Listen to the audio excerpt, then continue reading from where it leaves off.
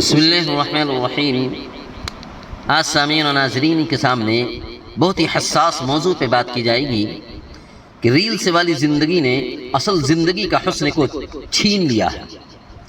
دیکھ لیجئے، ہم ایک ایسے عہد میں اور زمانے میں سانس لے رہے ہیں جہاں اظہار کی کثرت نے معنی کو کم اور شور کو بڑھا دیا ہے، شور و غل کو۔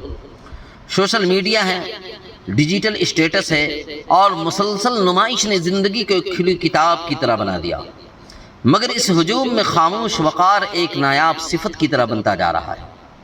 حالانکہ حقیقت یہ ہے کہ مضبوط جو شخصیتیں ہوتی ہیں وہ ہمیشہ کم گو اور کم بولتی ہیں مگر بعمل ہوتی ہیں۔ زندگی کو نجی رکھنا یہ بزدلی نہیں ہے بلکہ یہ ذہنی بلوغت کی علامت ہوتی ہے۔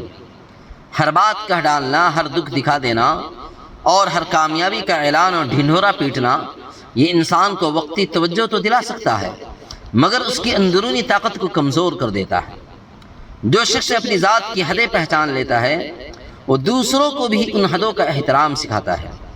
آج ہم دیکھ رہے ہیں کہ ہر نوجوان طبقہ ہر لمحے کی اطلاع سوشل میڈیا پہ دے رہا ہے۔ اگر اس نے کسی مہنگے کیفے سے کافی خریدی تو اس کا فوٹو پوسٹ کرنا لازمی سمجھتا ہے۔ مہنگے اور برانڈیڈ کپڑے پہننے کی تو ریس لگی ہوئی ہے۔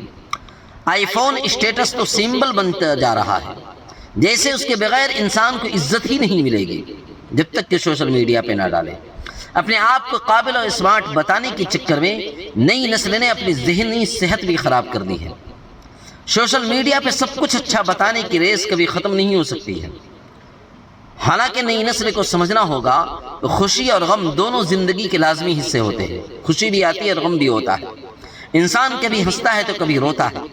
ان حقیقی جذبات کو قبول کرنا چاہیے۔ سب کچھ سوشل میڈیا پر بتانے کے بجائے خاموشی اختیار کرے۔ برانڈڈ کے بجائے سہل پسندی کو اہمیت سمجھے۔ سہل پسندی کو اہمیت کو سمجھنا چاہیے۔ زندگی کو گزارنے کے بجائے جینا سیکھیں۔ بے حس بننے کے بجائے ہمدرد اور مہربان انسان بنیں۔ مہربان انسان بننا چاہیے، اس سے انسان کی پرسکون زندگی حاصل ہوگی۔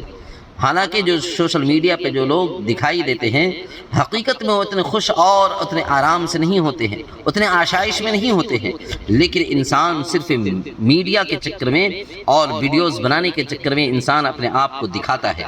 اللہ ہمیں اس طوفان بدتمیزی سے بچائے، اس آفت اور اس فطرے سے ہم سب کو نوجوانوں کی حفاظت فرمائے۔